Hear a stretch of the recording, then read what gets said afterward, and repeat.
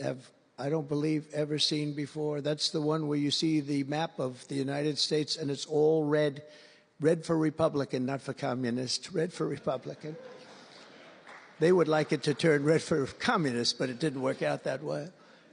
The American people have given us a mandate and really a just a far-reaching investigation is what they are demanding into the corruption of our system. And that's exactly, I'm sure, what Pam and Kash and everyone else mentioned here and not mentioned is going to be doing.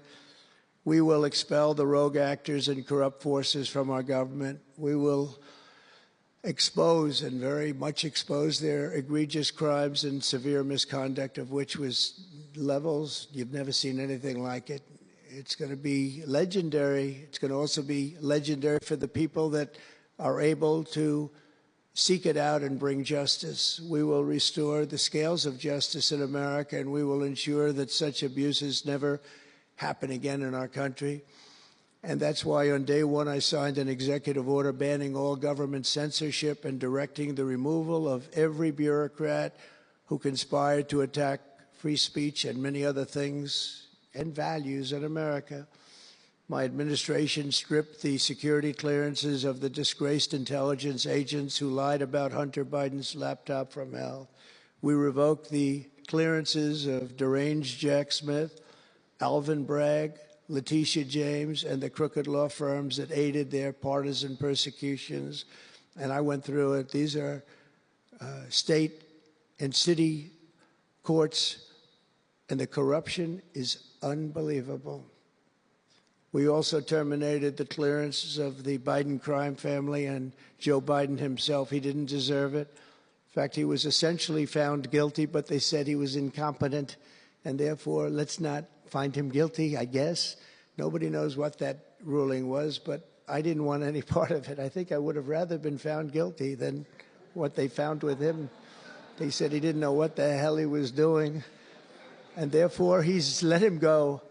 I said, you know, I'd rather be convicted, Pam, I think, than that. That was not good. I said, please convict me, don't say that.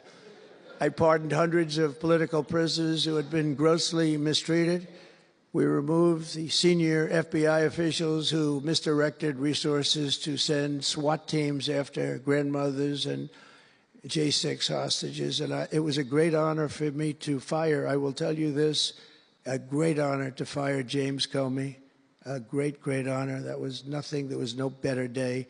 A lot of people said, oh, that's too bad you did that. And they said that's going to be, and you know what? A year later, they said, that actually saved the administration because the level of corrupt things that we learned after that turned out to be that they were doing, in fact, really bad things. He was a terrible person, did terrible things, and persecuted people, and all in the guise of being an angel, but he wasn't an angel. We created a brand new DOJ task force and anti-Christian bias, and under Director Patel, we're getting the FBI agents out of the headquarters in Washington, D.C., and back on the streets in pursuit of dangerous criminals where they belong and where they want to be.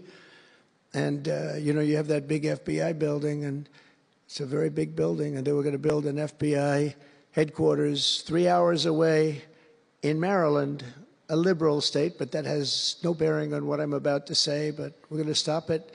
Not going to let that happen. We're going to build another big FBI building right where it is, which would have been the right place because the FBI and the DOJ have to be near each other. You can't that's one thing I did learn from this persecution. The FBI and the DOJ work together.